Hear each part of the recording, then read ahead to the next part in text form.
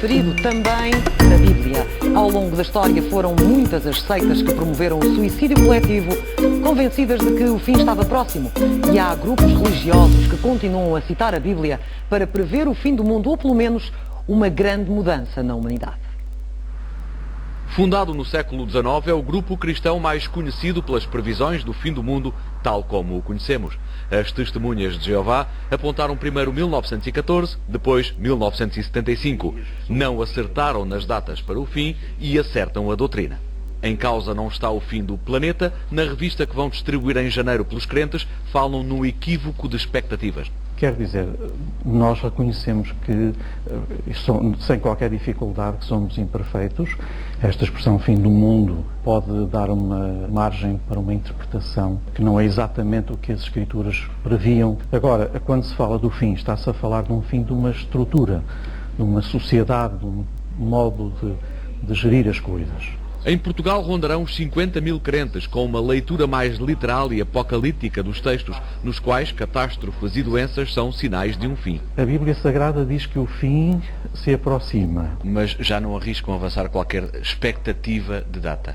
Não falamos em datas. Isso quer dizer que eles passaram a ser uma região estabelecida. As regiões estabelecidas passam a, em vez de utilizarem esses números exatos, passam ao plano simbólico. Para a sociologia das religiões, o medo do fim é acha na fogueira das crenças. Os primeiros cristãos também acreditavam que o fim estava próximo e viveram nessa expectativa durante o primeiro século. Os novos movimentos religiosos pensam sempre que estão no princípio do fim, que elas é que vão assistir ao fim. O biblista católico Fernando Ventura entende que as profecias bíblicas foram reveladas e vividas a seu tempo, embora contenham verdades intemporais. Considera por isso que a Bíblia pode ser perigosa.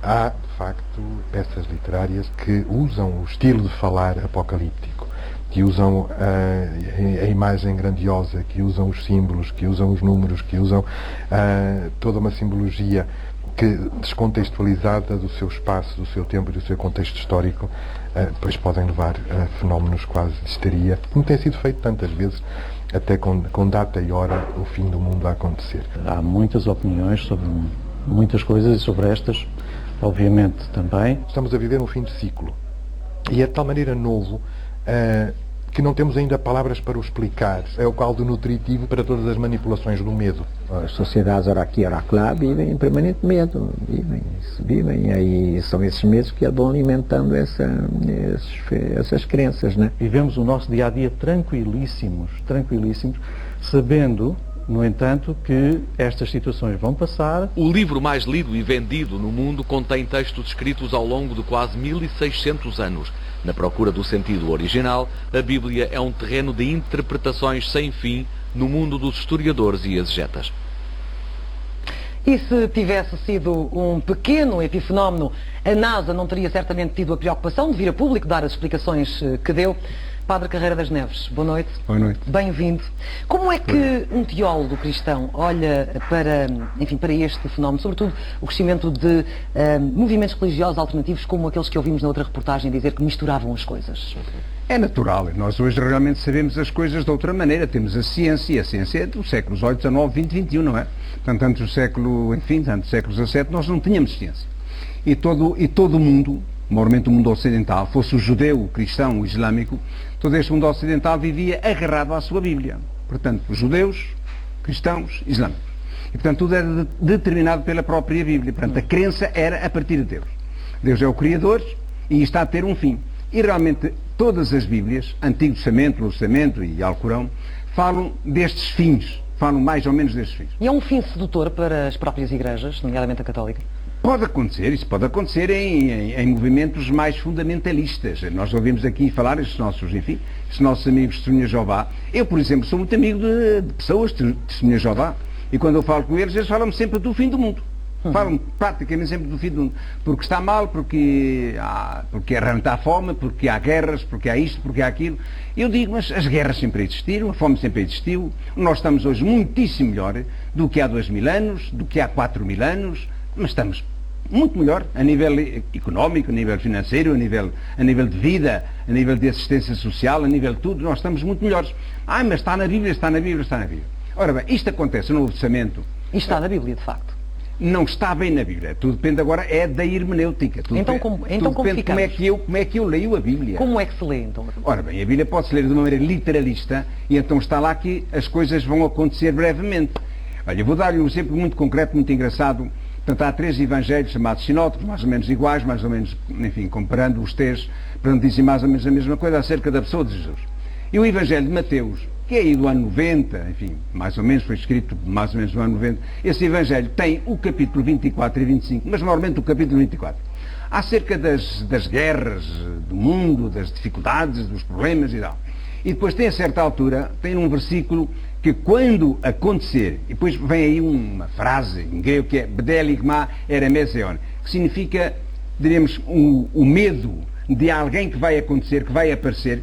Aí é um problema se é pessoa, se não é pessoa, mas, enfim, nas nossas interpretações tem a ver com toda a certeza, ou mais ou menos com certeza, tem a ver com a estátua do imperador Calígula, que mandou colocar a estátua dele em Jerusalém, no templo de Jerusalém.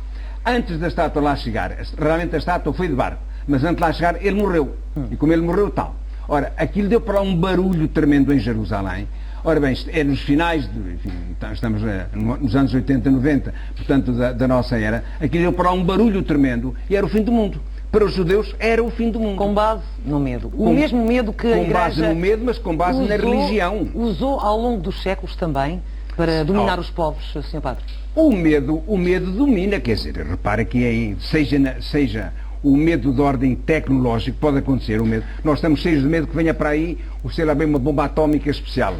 Será que vamos ter aí um Hitler? Será que vamos ter uma bomba atómica? Será que não sei o quê? Isto pela própria tecnologia, mas também pode vir pela política. Será que vem para aí um Hitler em política? Será que mais um tremendo cataclismo que virá por aí? Tivemos 1755, não virá novamente o 1755? Portanto, estes medos são consecutivos, acontecem, aparecem a nível sociológico. Sim, mas hoje em dia, numa era em que tanta gente, num mundo globalizado, em que tanta gente tem acesso à informação, muitas vezes não ao conhecimento, como se vê, mas à informação, isto não acaba por ser um contrassenso, enfim, quando hoje em dia realmente nós temos tanta ciência, como é que de facto ainda vamos ao encontro de fundamentalismos religiosos ou políticos, etc., para falarmos do fim do mundo?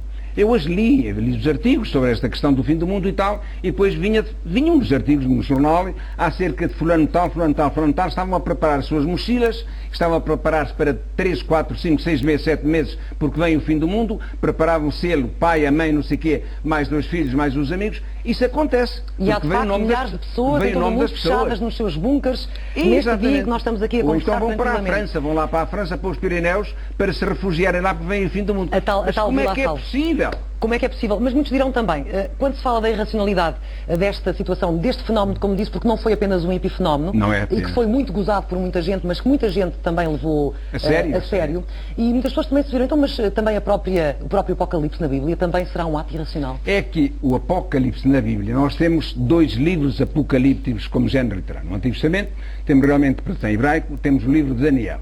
No Testamento em grego temos o chamado Apocalipse de São João. Mas o Apocalipse, tanto de Daniel como de São João, tanto em hebraico ou em grego, não falam do fim do mundo.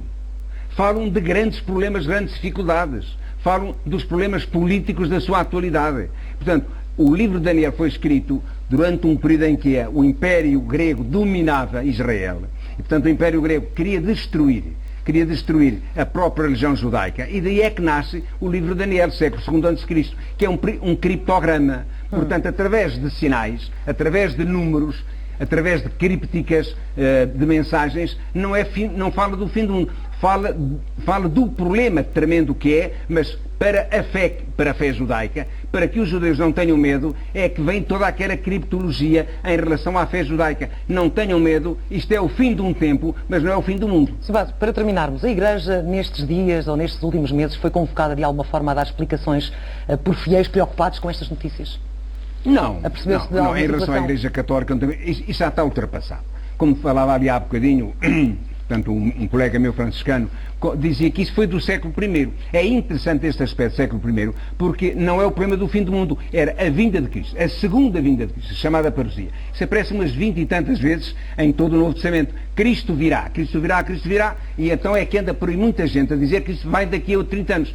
Eu aqui há uns anos, aqui há uns 40 anos, eu estava na cidade de San José, na Califórnia, e o maior dos evangelistas, Billy Graham, falou a 30 mil, 40 mil pessoas. Ele chegou a falar a 500 mil pessoas. Era um homem espantoso de transmissão de pensamento, de Bíblia. Portanto, ele também era o homem que lidou com 3 presidentes da República americanos e tal. A América, nesse aspecto, é um bocado complicada e é diferente de nós. Mas ele dizia, pelas Sagradas Escrituras do Novo Testamento, o Filho do Homem, portanto, Jesus Cristo, virá dentro de 30 anos, 40 anos. O homem morreu, passaram 30 anos, 40 anos e a gente cá está. Portanto, há que saber ler a Bíblia. O problema é saber ler a Bíblia. Porque um livro apocalíptico não tem nada a ver com o fim do mundo. A Bíblia e certamente, para quem não é crente, interpretar também muita da informação, ou muito fim do lixo mundo também tem a anda ver hoje com a ciência. Não tem nada a ver com a Bíblia. Tem a ver com a ciência. Tem a ver com a astrofísica. E vamos ouvir os astrofísicos. Não é para agora. Isso vem daqui a milhões de anos. Portanto, não é para a gente. Muito obrigada, Padre Nada, Carreira, pela sua Natal. presença hoje a assinalarmos esta data que era anunciada para o fim do mundo. Ora,